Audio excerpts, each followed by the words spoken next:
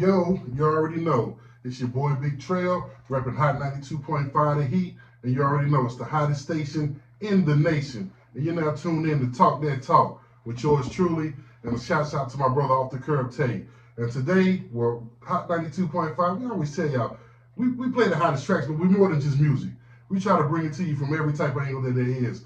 And today we have a very, very prestigious guest in the building today. A dear friend of mine. This lady is, I could go on forever, but I'm gonna just jump straight into it.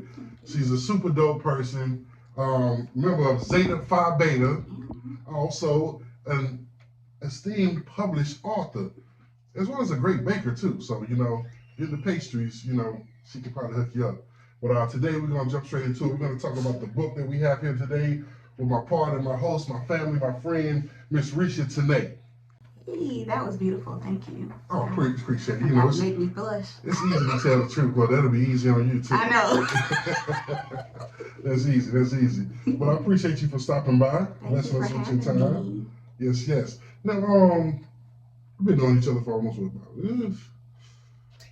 it's been a minute, 15, 20 something years out, something like that. Yeah.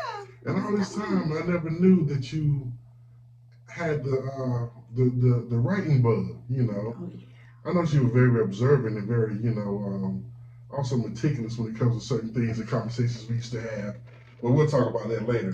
But how did we get to where we at today with the title "Waiting on My Rainbow"? So I've always writing has always been my thing, where I felt seen. I was a middle child, and you know how that goes. And my siblings were always very outgoing. I was not. So that's why I was always around and watching, and I always felt that I was unseen.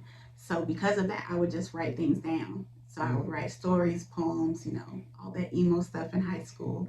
And I always felt that if I could get my thoughts into words, it would always convey it properly. So even if someone didn't listen to me, I knew that I got it out, and at least I was able to get that release. Okay, so even at a young age, you kept a diary? Yeah. Oh, I had so many diaries. Did your siblings ever get a hold to them? No, they never paid attention enough to do it. So, I have an older sister, then I have younger brothers, and of course, brothers didn't care. And my sister was living her life. She was popular.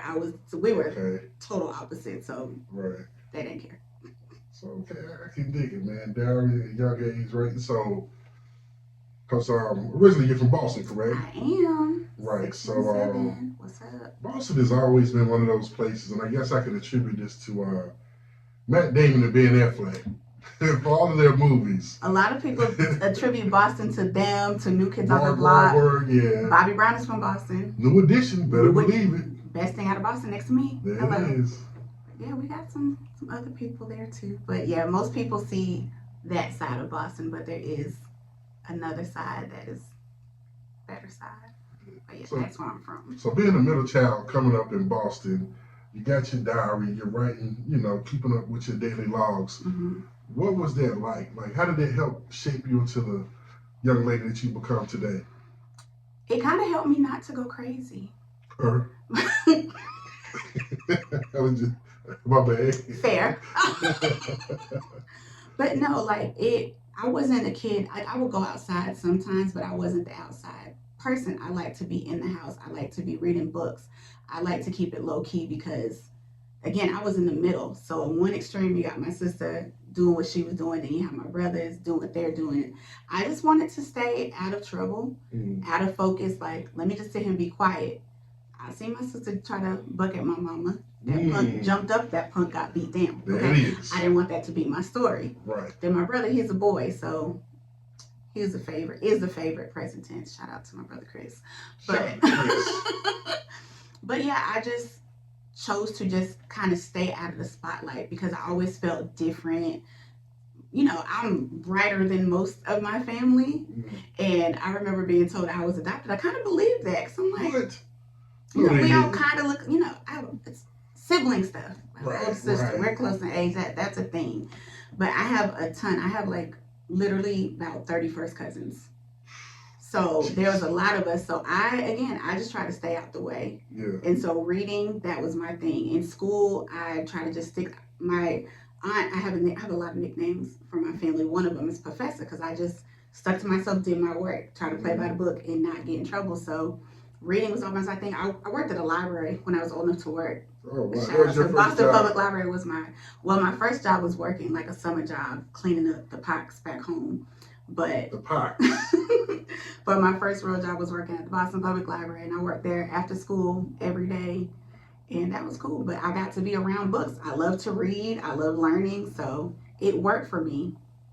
And that even today that stays with me. I have a couple books in my bag right now that I'm reading. Love Right. books. So Do kids still go to the library? I mean, they got these, smart devices. It's when the dawn of a new era. But I'm like thinking to myself, like, I remember I used to go on dates at the library. Like, yeah, Mom, can you take me to the library? let me tell you something. Of the jobs that I've had, don't sleep on the shenanigans that would happen in the library. Oh, I know. I was part of them shenanigans in Yeah. my day. Went down the library. My kids my kids are like me. They like to read. Yeah. So my kids have a ton of books. They go, but to your point, most kids they have electronics so they can download copies of books and stuff. But Yeah. I mean, I'm fairly certain that in this day and age, if someone were to announce a library were closed, I'm sure people would riot because that's history. Yeah. That's tangible stuff. The library from here is right down the corner. Yeah. I'm here every day, and I'm like, that library, is it open? Like, it just looks like you see tumbleweeds. I'm like, yeah. And you got the school right there. You know what I'm saying? So Yeah. you would think that, like, man, nobody's really going Yeah, to no one takes I remember when I was in school, we took a field trip to the library to get our library cards. And it was like the big thing. But now that you say that, the only time my kids have been to the library is if I've taken them or if like their daycare is taking them to school. But they have a library at school because my kids bring home books every week.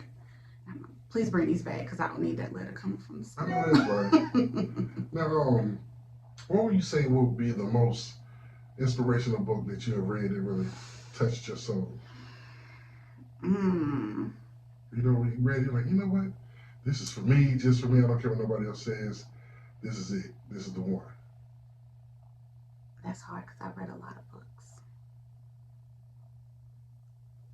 I don't want to be cliche, but I'm going to use the popular answer and say the Bible.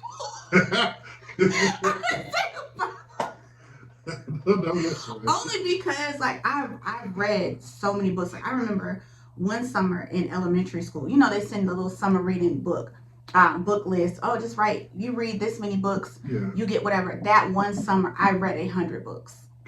That one summer. And these were chapter books at the time. Like I just give me a book, I'm going, like my imagination is going. So yeah, but I'm gonna go with the Bible because I know that's right. You get your horror, you get your romance, you got everything. You get the gang going on, okay?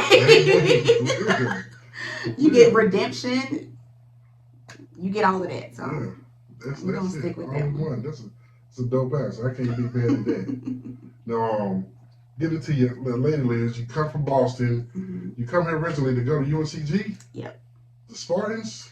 Yep. So the way I ended up in North Carolina is crazy, and you know this, but I'll share this. So I was at home going to school. I originally wanted to be a teacher, and I was going to teach middle school. And I got put in a classroom, and I said, absolutely not. This is not going to work for me. We're like the same height. I can't do it. And I kind of was trying to